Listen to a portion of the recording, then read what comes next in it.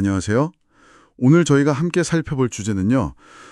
바로 탈중앙, 스테이블 코인 다이입니다. 그리고 그 뒤에 있는 메이커다오 시스템까지 좀 깊게 들어가 보려고 합니다. 네, 안녕하세요. 다이가 뭔지, 또 이걸로 어떻게 수익을 낼 수 있는지, 그리고 뭐 안정성이나 미래는 어떤지 핵심만 좀 짚어보죠. 네, 특히 그 비슷한 것 같으면서도 다른 USDC와의 차이점, 이게 중요하거든요. 아, 맞아요. 그거 많이들 헷갈려 하시죠. 네, 그리고 메이커다오가 어떻게 안정성을 지키는지, 또 요즘 많이 이야기 나오는 엔드게임 계획까지 아마 여러분께서 궁금해하실 만한 내용들 좀 명확하게 설명해 드릴게요. 좋습니다. 그럼 바로 시작해 볼까요?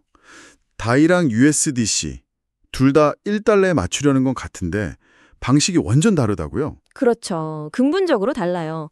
다이는 이제 사용자가 직접 만드는 거예요. 사용자가 직접이요? 네, 이더리움 같은 암호화폐나 아니면 요즘 RWA라고 하죠. 현실 자산, 뭐 부동산이나 채권 같은 걸 토큰화한 거예요. 아, RWA, Real World Assets. 네, 그런 걸 메이커다오 시스템에 담보로 맡기고 사용자가 직접 다이를 발행하는 거죠.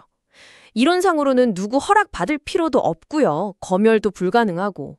그게 탈중앙화의 핵심이군요. 네, 그럼 USDC는요? USDC는 반대예요.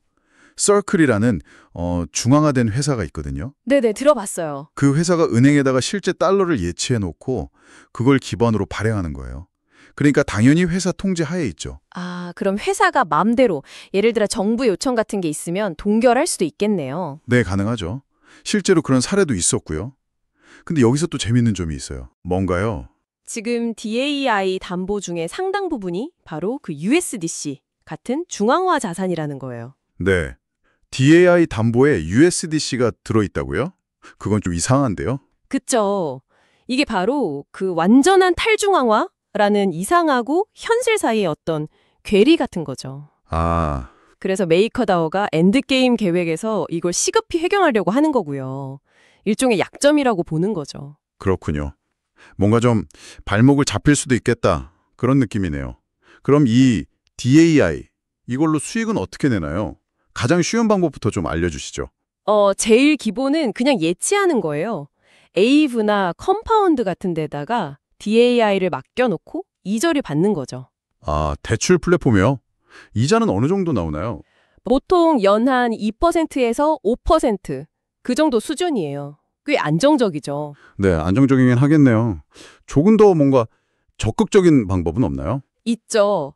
이제 LP 파밍이라고 유동성 공급하는 방법이 있어요. LP 파밍이요? 네.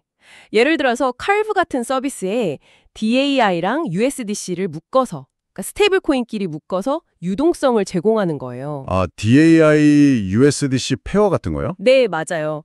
그렇게 하면 거래 수수료도 받고 또 추가로 거버넌스 토큰 같은 보상도 받을 수 있죠. 근데 그 비영구적 손실인가 뭔가 하는 위험은 없나요? 아, IL 말씀하시는군요. 스테이블 코인 페어는 가격 변동이 거의 없잖아요. 그쵸. 둘 다 1달러 근처니까. 그래서 IL 위험이 다른 암호화폐 페어보다는 훨씬 적어요. 그게 장점이죠. 아, 그리고 요즘엔 또 스파크 프로토콜 같은 데서 네, 스파크 프로토콜. 네, 거기서 낸 미국 국채 같은 RW, 현실 자산이랑 연계해서 수익을 내는 방법도 있어요. 그것도 한 연 4~5% 정도 나오고요. 오, 국채 연계면 더 안정적이겠네요. 생각보다 방법이 다양하군요. 네, 그렇죠. 근데 궁금한 게 DAI가 어떻게 1달러 가치를 계속 유지하는 걸까요? 담보로 맡긴 이더리움 같은 거 가격 떨어지면 위험할 것 같은데. 아, 그게 바로 청산 메커니즘 덕분입니다. 아주 중요한 시스템이에요. 청산이요? 네. 무섭게 들리는데요? 네. 근데 꼭 필요한 안전장치예요. 만약에 여러분이 맡긴 담보, 뭐 예를 들어 이더리움 가치가 팍 떨어져서요. 네? 빌린 DAI 금액 대비 담보 비율이 정해진 기준선 아래로 내려가면 예를 들어 150% 밑으로요. 네? 그럼 시스템이 자동으로 그 담보를 경매로 팔아버려요. 그래서 DAI를 회수하는 거죠. 아, 자동으로요? 약간 손절매 같은 거네요? 그렇죠. 시스템 전체가 부실해지는 걸 막는 거예요. DAI의 1달러 가치를 지키는 핵심이고요. 와, 듣고 보니 정말 중요하네요. 그럼 사용자 입장에서는 그걸 피하려면 어떻게 해야 돼요? 청산당하면 손해잖아요. 맞아요. 청산될 때 페널티, 그러니까 벌금 같은 것도 내야 하거든요. 아, 벌금까지요? 네. 그래서 항상 담보 비율을 좀 넉넉하게, 안전하게 유지하는 게 중요해요. 너무 욕심내서 많이 빌리지 않거나, 좀 덜 빌리거나. 네. 아니면 담보 가격이 떨어질 것 같으면 미리 담보를 더 넣거나 아니면 빌린 DAI를 갚아버려야죠. 아, 미리 대비해야 하는군요. 이게 시스템 안정성에는 필수지만 사용자한테는 좀 신경 쓰이는 부분이겠네요. 그렇죠. 주의가 필요한 부분입니다. 자, 그럼 이제 메이커다오의 미래, 그 엔드게임 계획 이야기로 넘어가 보죠. 왜 이렇게 큰 변화를 하려는 걸까요? 엔드게임이라니 이름도 좀 비장한데요? 네, 맞아요. 이게 단순히 뭐 효율성 좀 높이자 이런 차원이 아니에요. 여러 자료들을 보면 거의 생존 전략에 가깝다고 봐야 할 것 같아요. 생존 전략이요? 그렇게 심각한가요? 가장 큰 이유는 아까 잠깐 말씀드렸던 그 USDC 같은 중앙화 자산에 대한 의존도 문제예요. 아, 그 담보 문제? 네. 이게 너무 높다 보니까 어떤 자료에선 50% 넘는다고도 해요. 만약 규제가 들어오거나 하면 시스템 전체가 위험해질 수 있다는 거죠. 검열 리스크도 있고요. 아, 거기에다가 뭐 시스템이 점점 복잡해지고 거버넌스도 좀 비효율적이라는 지적도 있었고요. 그리고 결정적으로 미국이나 다른 나라에서 스테이블 코인 규제 법안 통과가 임박했다는 관측이 많아요. 규제 이슈가 크군요. 네, 이런 것들이 다 복합적으로 작용한 결과라고 봐야죠. 상황이 생각보다 더 긴박했네요. 그럼 엔드게임으로 구체적으로 뭘 바꾸려는 건가요?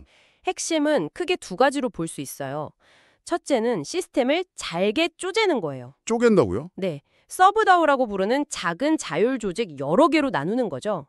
각각 특정 기능, 예를 들어 RWA 관리나 성장 전략 같은 거에 집중하도록요. 아, 분산시켜서 효율이랑 회복 탄력성, 뭐 그런 걸 높이려는 거군요. 그렇죠. 그리고 두 번째 핵심은 새로운 스테이블 코인을 만드는 거예요.